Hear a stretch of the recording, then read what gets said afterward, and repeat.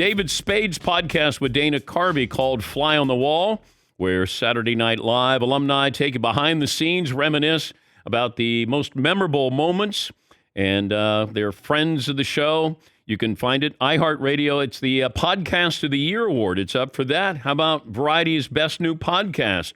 And the 25th anniversary of Chris Farley's death, his friends, Dana Carvey and David Spade, hosted a special two-part tribute on their Fly on the Wall podcast. Chris Rock, Adam Sandler, Conan O'Brien, Mike Myers were all featured. Who came up with the idea to do a 25th anniversary?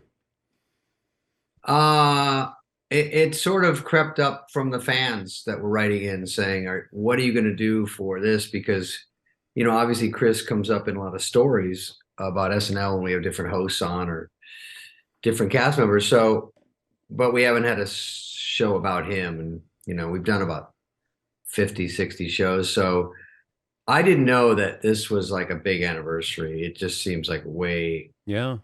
It's 25 years, and I would have guessed 15. I don't know. Those things just. I don't know if I block it out or what, but I knew it was December, and then we just said, hey, the last one of the year, maybe we should do that. And it turned into 2 episodes because,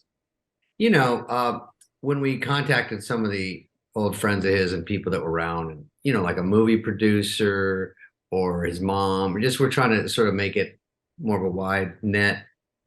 And more people wanted to do it than we could actually bring in. So we just started it, and then it went too long. So we did another one, and then we just stopped. But it was an interesting for a newer generation, I think is nice too. A lot of people don't even know him anymore. That's sort of a problem with me being 75 years old is that there's, I try to brag about things and no one even knows. I wondered how much you wanted to do this, where you take a trip down memory lane, because you've shared stories about Chris, but I mean, it's got to be painful as well.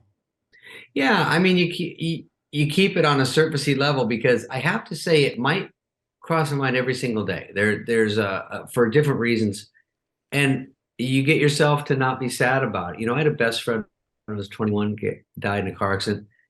And that really rocked me because no one really had died in my life, and then suddenly everyone was dropping. It was like my stepdad and then another friend at school and then someone committed suicide. And so I started to go, oh, this is like, I'm not even that old. I was 21, 22. I'm like, this can happen around you. And so you're never quite braced for it. And then Chris was a really big one.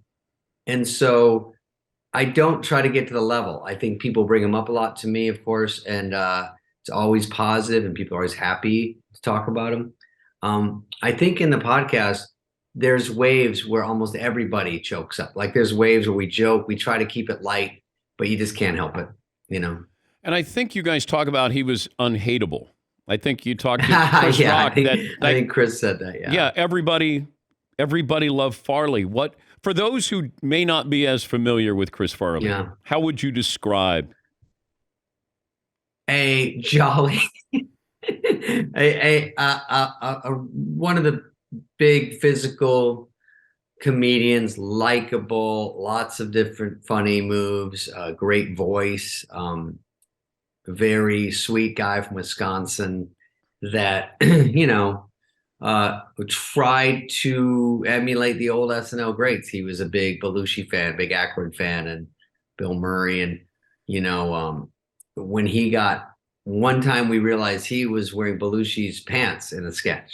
In the back, it says Belushi, they write it in of like whose wardrobe, and the wardrobe's been there the whole time. So we were both sort of freaking out going, oh my God, these are his? And you can find a sketch he wore these. So he kept them, and then he would wear them under his regular monster sized pants. And I go, I don't know if you can do that. I don't know if physically you can. And he goes, no, this is good luck. This is Belushi, the guy. And so we have Jim Belushi on the podcast, and that's where it got more emotional because it's his brother. Now, this is one of my best friends, and all of us that we talked on the show, we're very close to him. But when you get Jim talking about his brother John and how John was Chris's idol, and Jim had to shake Chris and say, you can't, you're going to die. You can't do this. This ended badly for my brother. I don't want it to happen again. And, people that are on addicted to things and all that, people say, why don't you help them? I mean, I spent years. It just they resent you at a certain point, so it leads to friction, But Jim was very sweet actually to come on and dig because it got emotional with him, of course. Yeah, and I know you've talked about that it's like, hey, you saw it happening in front of you, but Yeah. it didn't matter. Like No, I Chris mean, wasn't going to listen to you. and he said, like Jim said, John Belushi, who people, if they don't know Chris, they really don't know John. He was just another great that we grew up with that we couldn't believe. So cool and funny. And when he had a different set of friends at the end, and I think was part of the disconnect with all of us with Chris. If even Adam would go see him, he's like, he was with a couple guys I didn't know. That's what happens. Oh yeah. You just have when we would walk down the street and someone would go, hey, and it's like 1 a.m. We have to work the next morning, and on the streets in New York, people are like, Spade, Farley, hey, have a drink with us. And he'd go, okay. And we're like, oh. And then even the people were like, I was sort of kidding. And then he climbs over the little bear. Hey, man, scoot over. And then I'm like, oh, okay, I'll see it work. And he would get mad if you didn't finish your drink. Like we'd be at a table and he would block me and go, you finish that goddamn drink. I go, Chris, we're working in 6 hours. I'm already drunk. No. And so he'd go around the table and just slam everybody's drink and then leave. And I go, okay, we have a situation here. How many outtakes are there from Tommy Boy? Tommy Boy you were almost deliriously tired. The good news is they weren't really on our ass like they are in movies now. They just said these two are kind of funny, shove them up to Toronto and let's just see what happens. And so everyone's kicking in jokes. No one's saying no. But how much of a script did you have for Tommy Boy? We had a script, but it's a script about brake pads, which is really not hysterical. But I mean, we could never pitch it. Is it the greatest brake pad movie? It is one of the best. Okay, all right. One of the best. One of the top, yeah, about Ohio and brake pad combo and sales. And so we would just say, hey, this scene's a little flat. What if you had a clip-on tie? We mentioned that. Or let's do that housekeeping joke we do in the hotel. Or let's do your fat guy in a little coat bit that you bore me with every day.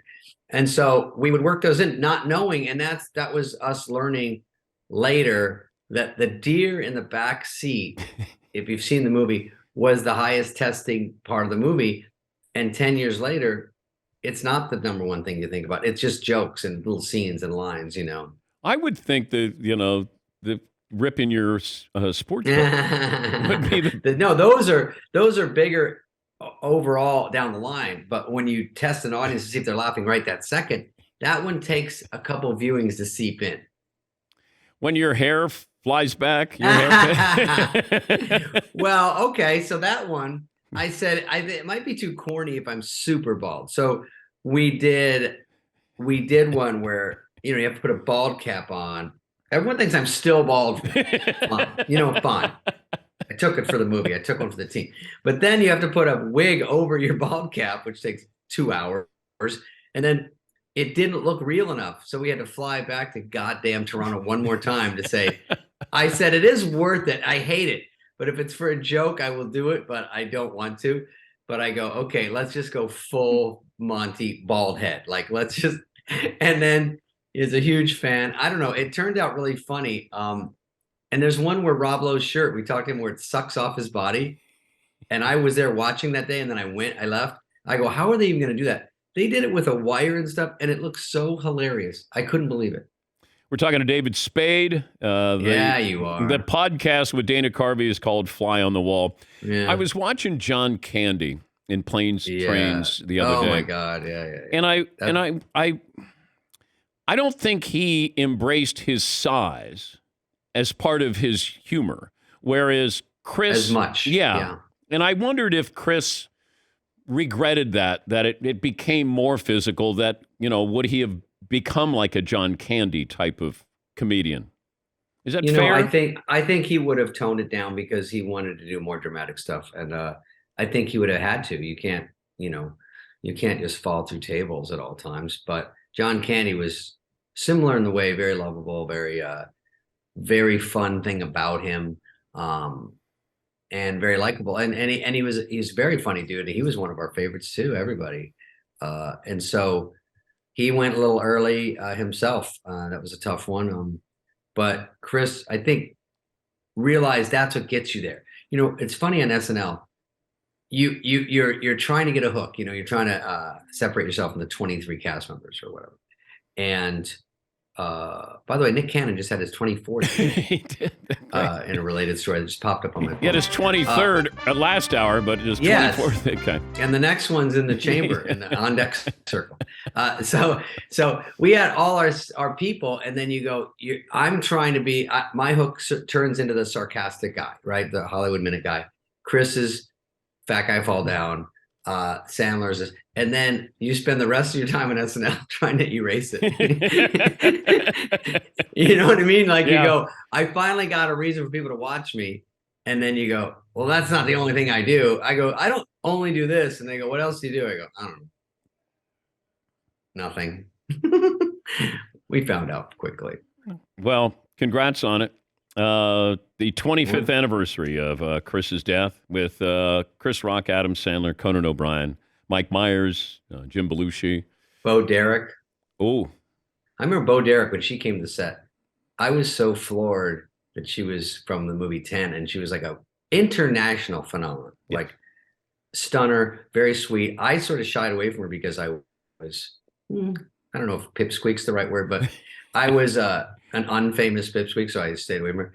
Is intimidated. Of course, Farley goes right in. How are you? Good. I will tell you that I had a. By the way, I'm going to Milwaukee for my tour next year. That's my first thing in January, and I have never been to his hometown, Milwaukee, Madison, all that stuff. So I'm going out there. That'll be really fun because I'll have a lot of those people I've always heard about Milwaukee. Anyway, oh yeah, well, I had a phone machine. I'll let you go. I know you got to talk about Kyler Murray or whatever. So no, those are your Cardinals. Those aren't mine. Listen, I know you got a big segment about turf toe. Anyway, would you have hit on Bo Derek if you were a little bit more established? No, because of my SDE. Oh, you have figured out small energy. No, but I did just copyright that. No, but I had a phone machine once. Not many guys talk about SDE, No. like Pete Davidson is. No, he's got. No, I don't think they want the SDE out there. Big DE. Yeah. So hey, keep your head hang on. up. This is the last story. Okay, all right, hurry up. I had this phone machine and it had a recorder on it, and so I got all my messages from everybody from SNL when they'd call. Farley would go, Dave Spade, as I live and breathe. And then everyone would do like bits, Sandler, Rock, everyone when they call Norm, Mike Myers, Dana, Dennis. And then I was going to do something with them all, and then someone unplugged it and erased them all. I had them for 10 years, and someone erased them all. Anyway, great story. Yeah, Kyler Murray. By the way, David's with Ray Romano in Las Vegas tonight and tomorrow. Tonight. That's where I'm going right now. Yeah.